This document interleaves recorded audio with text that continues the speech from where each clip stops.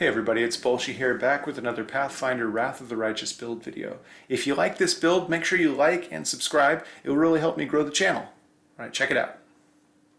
I just finished my second full playthrough of the beta with a Freebooter Ranger character, and I had an absolute blast playing, so I wanted to make another in-depth guide that talks about not only the build I used for my main character, but gear, Mythic Path, and also some details about the companions and the builds I used for them. So let's jump into it. One of the reasons why this build is so fun to play is because it takes full advantage of the Pathfinder action economy. Normally in one round, a full martial character is taking a full attack, which means they don't get to take a standard action, a move action, they just get to sit in one place and make a bunch of attacks. And while that can be extremely powerful, especially if they're buffed and optimized, it can be pretty dull. This build, on the other hand, crams all of its damage into a standard action using Vital Strike, uses its move action to cast spells and abilities, and it uses its swift action to perform trip combat maneuvers using Aspect of the Wolf. So in every round you have 3 or 4 abilities to use, and it leads to much more engaging and just enjoyable gameplay overall. Alright, so let's jump right into the build here. This build is centered around the Freebooter Ranger archetype. It gives us a lot of great abilities that synergize well with the build concept. Number 1, Freebooters forego Favored Enemy in favor of Freebooter's Bane, which you can cast as a move action to give yourself and your allies a bonus to attack and damage rolls. Now, like I said before, we're going to be using a move action almost every single round, using our standard action for Vital Strike, and then move action for either Freebooter's Bane, or at level 4 we get Freebooter's Bond, which will give our whole team +2 to attack when flanking. We also get some great bonus combat feats, which really help in the early game. Our race is going to be, I went with human. Number 1, I just connect more with human characters. I don't know, it's more fun for me from a role-playing perspective, but also because we're trying to do a lot of things with this build, a lot of things well, and we require a lot of feats. We're going to be tripping, we want Vital Strike. This is all going to cost feats, so we want that bonus feat.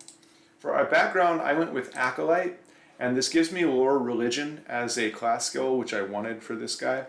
And it also allows us to use our Wisdom modifier instead of Charisma when we're doing Persuasion. And we are going to be intimidating a lot with this build. So our starting points are going to be 19 Strength, 13 Dexterity, 13 Intelligence for trip feats, and 16 Wisdom. Now, I went with the Trickster Mythic Path, which I'll talk about later, and that uses these skill points in really interesting ways. So the fact that we get 5 or 6 skill points every level really synergizes well with the Trickster build. I went with Athletics, Mobility, Nature, Religion, Perception, and Persuasion. Our first feat is going to be Power Attack, and our bonus feat is going to be Cleave. Now, in the first few levels before we get up to base attack bonus 6, we're actually going to be cleaving quite a bit. So this is a great way to start a melee character here. Deity, I went with Caden Kalian, just to fit in with the Trickster path. You also get some cool little flavor text when you're doing a Trickster run with this god, so I liked that a lot. All right, at level 2, we're going Freebooter. Again, get our skills. I prioritize these 5, so Lore Nature gets left behind a little bit. And I went with Menacing. So first thing we're going to pick up is Intimidating Prowess. Now there's a reason behind this. I'll explain this as I get deeper into the build. But I went Menacing, and I don't regret it at all because it really worked. Synergized well with the Mythic Path. So Intimidating Prowess right now we don't really use, but in a lot of the dialogue you get Intimidate options, and those were really nice to have. Intimidating Prowess for. At level 3, get our skills out of the way here, I went with Cleave and Finish. Every time you kill a mob, you get an extra attack if it's within reach, and this really does a lot of work for your character in the early levels, actually throughout the entire game.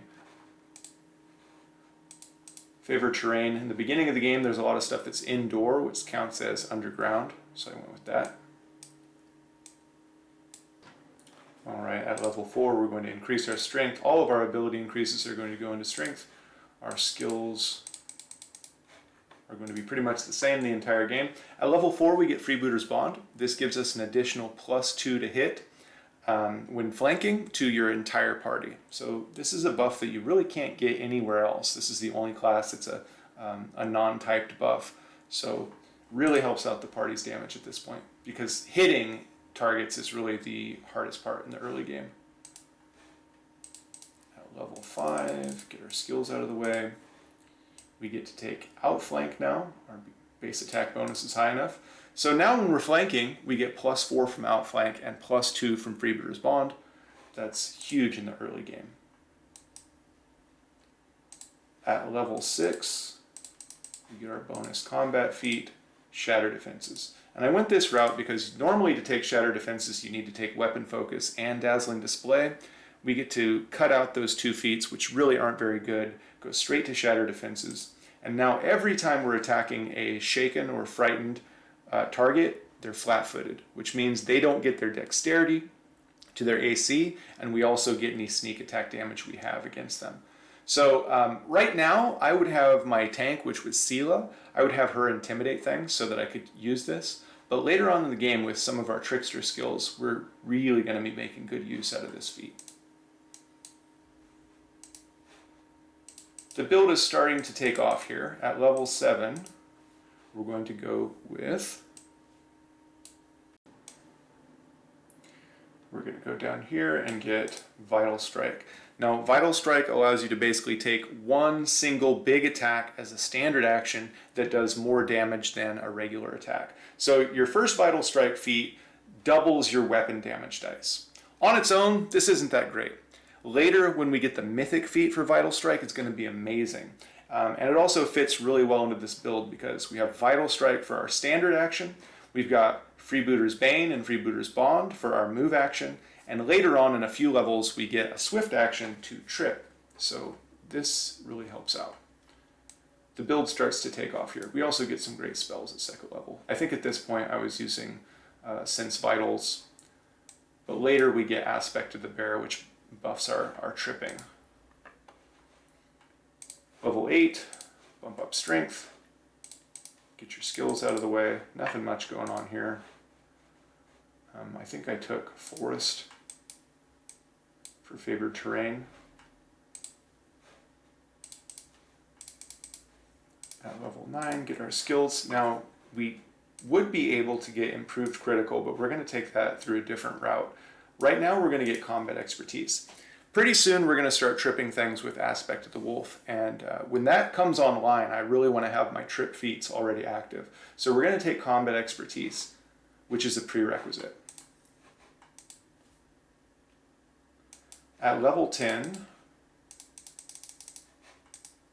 we're going to use our bonus combat style feat to take improved critical. Dreadful Carnage is tempting, but with the Trickster path that we're taking, we actually get something way better than this. So I went with Greatswords in the beginning. I kind of wish I hadn't. There weren't a whole lot of them, especially in the late game. I'd probably, if I had to do it again, go Falchion. Not only are there some pretty good ones, it has a high crit chance normally, and there's a really great one that you pick up in the last chapter of the beta.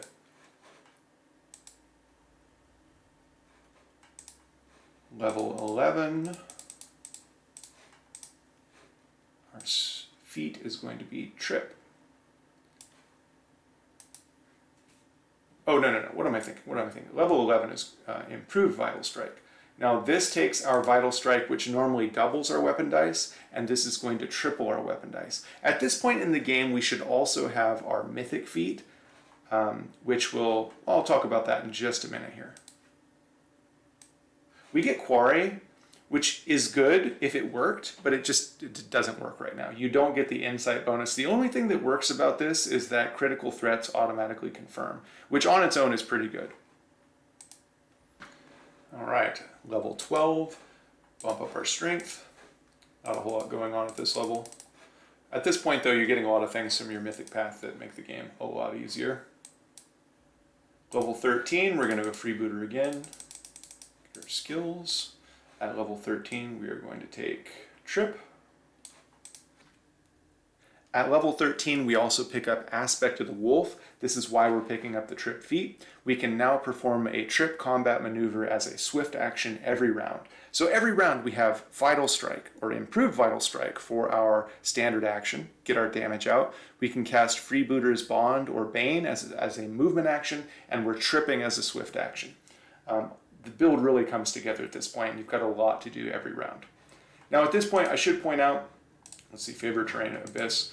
You actually can't cast a 4th level spell unless your Wisdom is 18. You have 0 slots to do it, and you don't get a bonus 4th level spell slot unless your Wisdom is 18. So you just have to make sure that you have a little a headpiece that gives you plus to Wisdom, and you have it on before you rest. That way you can pick up the spell. And I use the Extend Magnetic Rod to make sure this lasts as long as possible. With the Extend, you get 20 minutes of tripping per rest. All right, at level 14, we're actually going to take a little detour out of Freebooter to go to Fighter. Now, originally my plan was to go two-handed Fighter so that I could get this overhand chop eventually at level 3, which doubles your strength bonus on single attacks. Now, I think in the tabletop Pathfinder, Vital Strike and Attacks of Opportunity would get this bonus, but in the game, neither of them do. So you get nothing from this, which is unfortunate because that would be really cool. It would add a lot of damage to your Vital Strike. So what I went with is Mutation Warrior, and we're going to pick up Mutagen at 3rd level. This also gives us a bonus feat, and that's why I'm taking this right now. Because now that we're tripping every round, I really want to make the most benefit of it by getting greater trip. This allows us to get another +2 bonus to trip, and also when we perform that trip, we get to perform an attack of opportunity. So you get 1 attack of opportunity when they go down, and 1 more when they stand up. So this adds a lot of damage, and everybody in the party gets to make this attack of opportunity. At level 15, we're going to take another level in Freebooter. This will be our 14th level. Get your skills out of the way. Now we should have mobility rank 2 from our Trickster Mythic Path. So we want to take combat reflexes. This is going to allow us to get additional attacks of opportunity per round equal to our dexterity bonus. So I can't remember exactly what our dexterity bonus is, but whatever it is, we're getting a lot of extra attacks of opportunity, and we really need those to make the build shine. Our combat style feat is going to be skill focus mobility. We don't need any of the other feats in menacing. We don't need dreadful carnage. We don't need anything here, so we're just going to start taking skill focus. And the best one right now is mobility. Using mobility rank 2, you make a mobility check that is against the attack roll of the person attacking you to see whether or not you get to attack them instead, basically. At level 16, we are going to go with Mutation Warrior Fighter so that we can... Oh, I have gear on here, that's why my stats are all inflated here. Get your skills out of the way. Prioritize Persuasion. We want to get greater Vital Strike as soon as we're able to, which is level 16. So now we're multiplying our weapon dice by 4. We're also multiplying our static dice, or our static damage bonuses by 4 with the Mythic Vital Strike. So this is a big level for us. Next level goes into Mutation Warrior again. And our feat at this point is going to be Fury's Fall.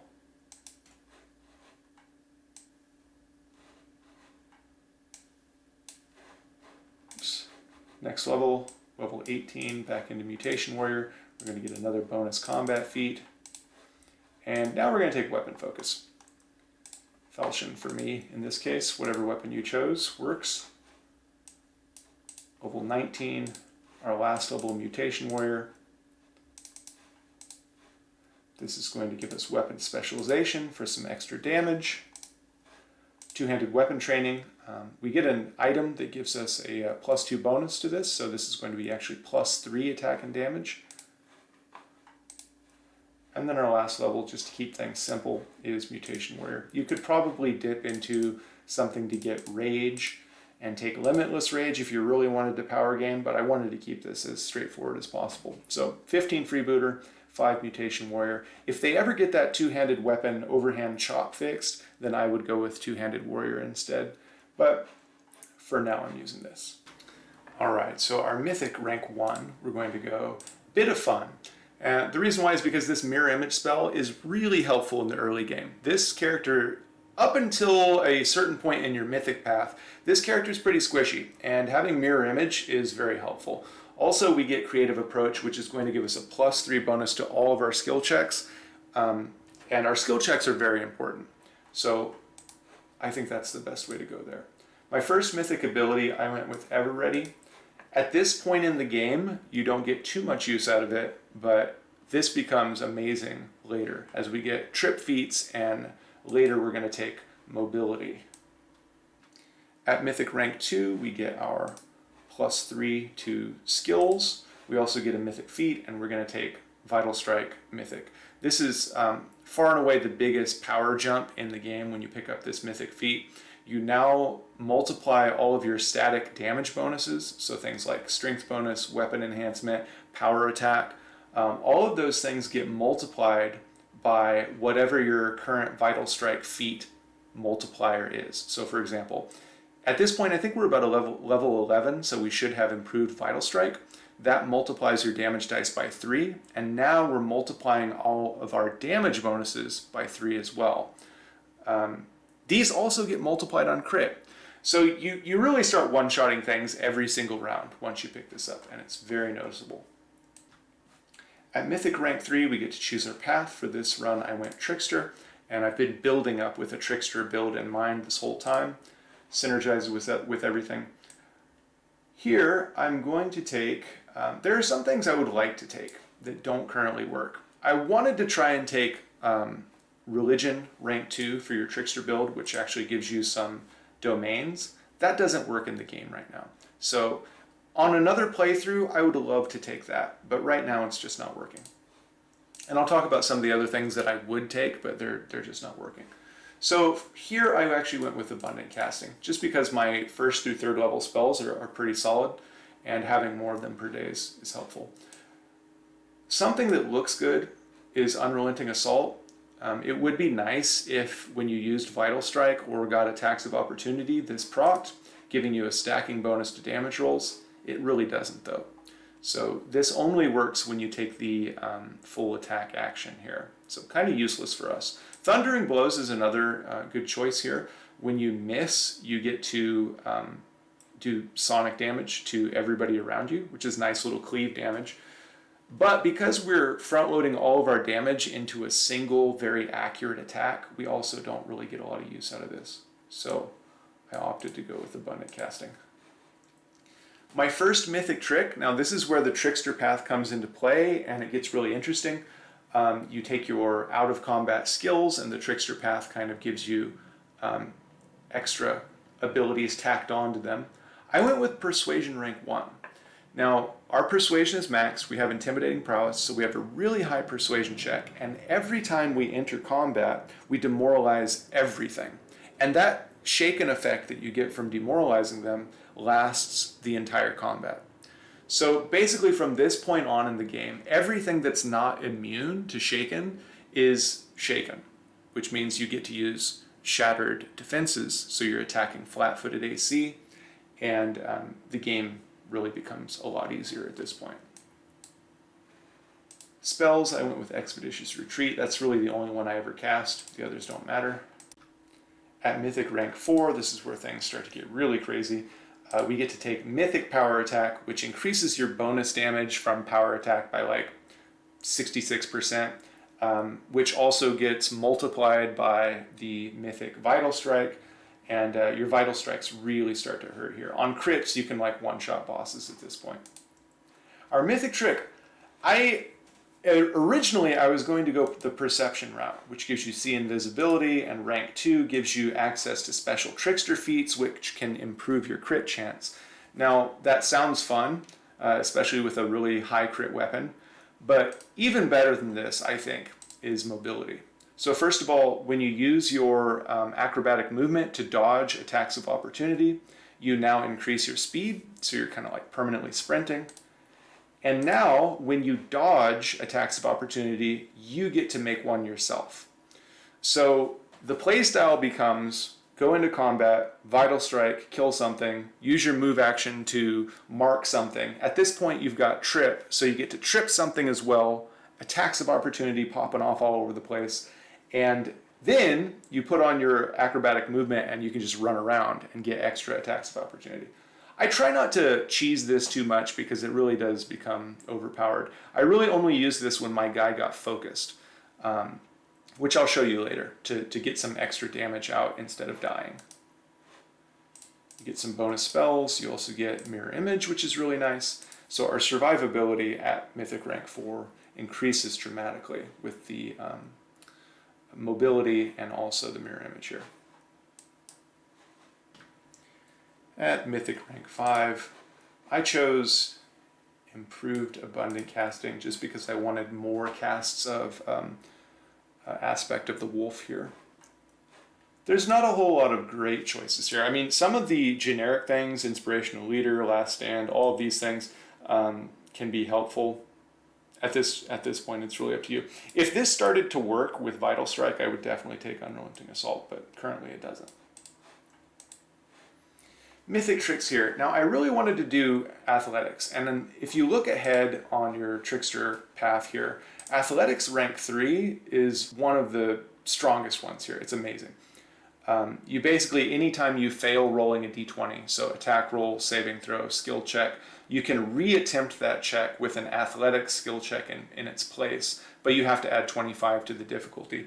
Our athletics, I think at the end of the game, was something like plus 65. So this really would have been amazing. You basically never miss another saving throw. The problem is that athletics rank 1 dispels your own spells. So you do an athletics check to dispel things on you. Sounds great, debilitating conditions. But this also dispels things like Aspect of the Wolf, and I think like Crusader's Edge. Anything your party casts on you gets dispelled. So when they fix this, this would be great, but right now it's just not usable. So I went with Knowledge Arcana to bump up the enhancement bonus of items I find. More spells don't matter, you always use Expeditious Retreat. Vanish could be helpful to get out of combat, but you don't really need it. Invisibility for the same reason. I had somebody casting Blur on me all the time, so Nino. I went with Displacement. That's a nice self-buff to have. It should be noted that Greater Invisibility, if you have that on, you don't get to cast your attacks of opportunity when you're running around with your mobility. So Displacement gives you the miss chance, but you still get to make attacks of opportunity, which is nice. At Mythic Rank 6, this is our last rank that we're able to achieve in the beta, I went with Improved Critical. Now, I played with a Greatsword, but Falchion's similar. It has a high crit chance, but low crit multiplier, and this really bumps up your damage. So once you take this, I think you're critting for just about around 1,000, which I don't think I've had a crit on anything that survived in the game at this point, and I was playing on core difficulty, so pretty solid there. Now here we're going to get a mythic trick and an improved trick, and I went with Knowledge World, which we don't really get to take advantage of this rank 1, but the rank 2 is nice. Now nobody in our party can roll 1s. Basically every time anybody in the party would roll a 1, it gets changed to a 20 instead. So no more critical misses. Critical misses automatically get turned into critical threats, which is kind of nice. Spells, nothing too great here. Greater Invisibility and Chameleon Stride are nice. And that's it for our mythics. Alright, so taking a look at gear here, my goal is to maximize strength, relevant skill bonuses, and combat maneuver bonus. So we've got Wisdom headpiece, some competence to perception goggles. This was my perception bot. You can see his perception is pretty solid at 49. Doesn't miss much. That's with buffs as well. We've got, I can't remember where I picked up this cloak, but it gives me a bonus to persuasion. I would swap this out for a +5 resistance to get the bonuses to saving throws. Not really anything. This is all attainable in Chapter 4 or before. Protection +5. These are nice. You can pick these up from Woljif in Act 4 from his Tiefling Connections. So this is an untyped +5 bonus to combat maneuver bonus. +5 armor, 2 to highest stat. That's in the main quest line. You pick this up in Chapter 4. You can pick this up at Winter Sun. This is a +5 competence to mobility, +3 to trip. I don't remember where I picked this up. Doesn't really proc. +6 strength belt. I bought this in Act 4 from one of the vendors. This is from, what's it called? Befouled Barrows. It's kind of like a text-based little quest. You kind of zone into the area and then you immediately have text options. And you can pick this up if you take the right choices, which I don't remember exactly what they are, but definitely save before you get to Befouled Barrows and try and get this item. It's really solid. Gives you +3 damage bonus to my two-handed weapon, and also gives me a +2 bonus to weapon training, which I do have because I took 5 levels of warrior. So really strong offensive item. These are boots you get from Storyteller by picking items up. They're available in Act 4 or Chapter 4, whatever you want to call it. Pretty amazing boots. Plus, man, there's a lot of story. I haven't read this yet. Maybe I should. That's a lot of lore. The boots grant +8 to dexterity, which is great for us for our tripping and also for our attacks of opportunity. We get an untyped bonus to mobility and athletics, which stacks with any other bonuses. So you can see my athletics and mobility are through the roof here. And a few weapons here. The Fang of Malice I use before I respect, and then here we've got the good falchion. This is a +5 falchion thundering, which gives it some sonic damage. Also a competence bonus to tripping. So I'm really trying to maximize my tripping here as much as possible because it is the most difficult thing to land. Towards the end of the game, the combat maneuver defense of the enemies you face gets really, really high. So try and maximize that as much as possible. And the stats really aren't crazy. I don't have a brown fur transmuter. This is just with Ninio buffing as a scroll savant. So not as crazy as some of the other videos. Armor class is pretty low, but again, with all the defensive abilities this guy has, it's really not an issue. Especially once I hit rank 7, Mythic rank 7, when we can pick up mobility rank 3, then every time somebody attacks me, I can make a mobility check instead of my AC to miss that target. So I basically get 2 chances to miss an attack every time. So I don't think this guy really needs crazy armor class. And like I said, I played this game, I played the beta from start to finish on core difficulty. And in the early game, I had some problems dropping with this guy. But once I picked up mirror image and displacement, it really wasn't an issue. Alright, so let's take a look at this build in action. Now, this is not to showcase how overpowered this build is by any means. It's just to show that it's a lot of fun. You have a lot of actions to take. It's very engaging, very dynamic. Now, normally I would charge in with Sela and this guy wouldn't be focused at all, but for this demo, we're just going to go solo. So we'll start off with running in and just vital striking whoever's closest, which, there you go. Now, right off the bat, you can see we've got some serious damage. I did do another Vital Strike video where I was pumping up bigger numbers than this, but a 900 crit basically always kills whatever it is. And then your cleaving finish gets the same damage. So 2,000 damage, but I still have a lot more I can do this round. I'm going to trip the big guy. There it is, right there. And let's see, what did that? So my combat maneuver bonus is 65, not too bad. There's a couple of things I'm missing here. I think I can get it up to 70.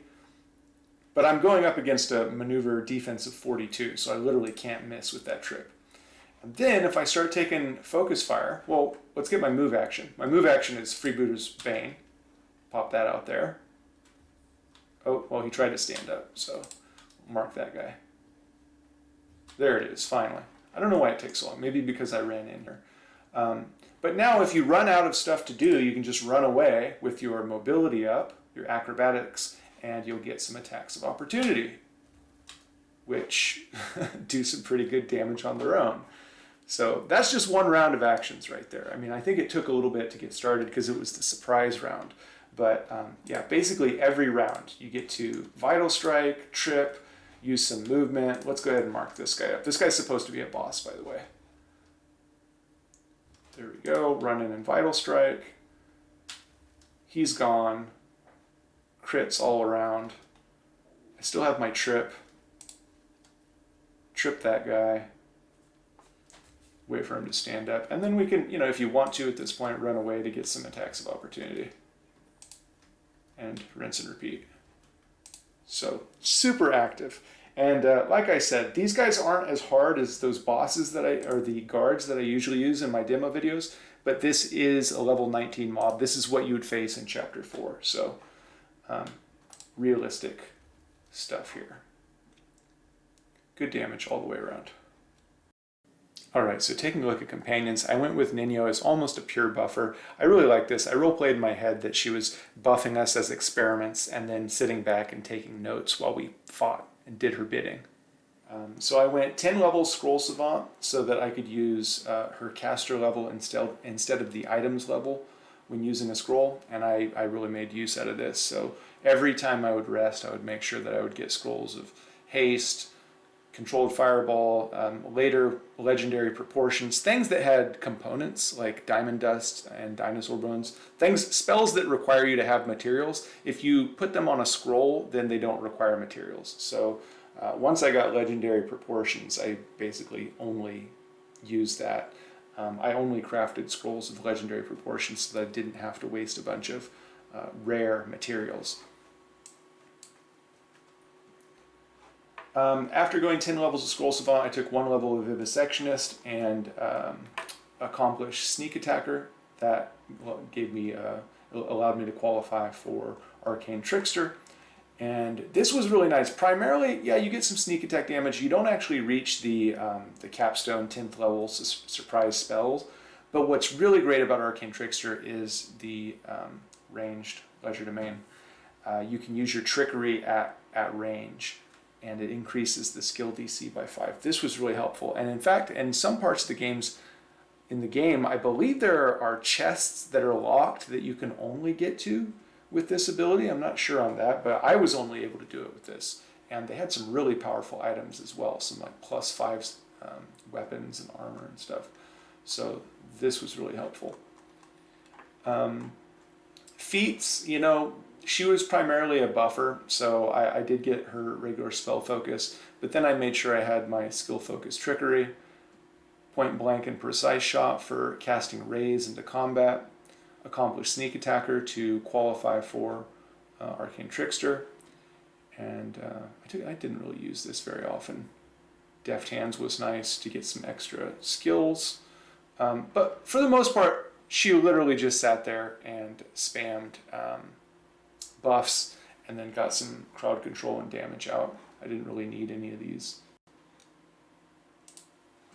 And on her Mythic Path, you can see I went with Enduring Spells first and Greater Enduring Spells on Mythic Rank 2. So I traded this Mythic Feat in for Greater Enduring Spells. And at this point, she was buffing the entire party for 24 hours with all of her stat buffs, with Heroism, with Blur, with True Seeing, all of those really great wizard buffs I was getting for 24 hours, which you might not need that. Like, you'll probably only play 20 to 30 minutes between rests, but this was just a quality of life thing that was really nice.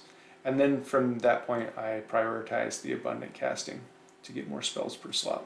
Sela was my tank character. She wasn't like a completely bulletproof tank, but she definitely served the purpose. I went 2 levels in Paladin, her first 2 levels, and then everything else into Battle Oracle. And I picked up the Crane feats. So she starts off with Shield Focus and Dodge, which are nice defensive abilities. And then I went Improved Unarmed Strike so that I could get Crane Style. I picked up Outflank first, however, this is higher priority so that my melee characters can actually do some damage. Crane Wing, Crane Riposte.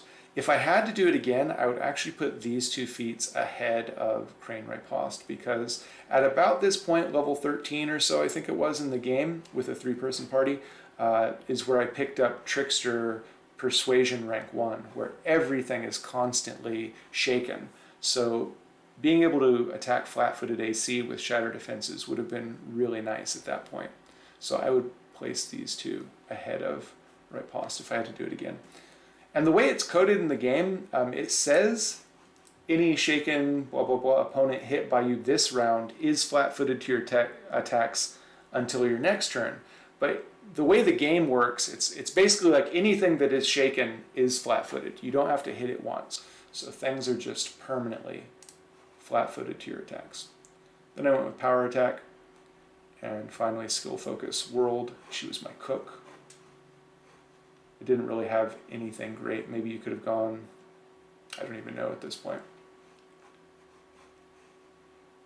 Revelations, I went Weapon Mastery first to get Weapon Focus into Longsword. At 8th level you get Improved Critical. I went with Longsword. And 12th level you get Greater Weapon Focus. All of those things in Longsword. And you can see she's using the upgraded Radiance that you get in the first part of the game, the prologue.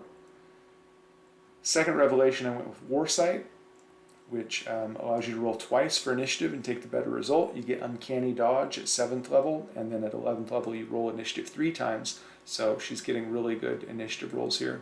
Then I went with Combat Healer for quickened healing spells. This seemed to be bugged. It's not really working.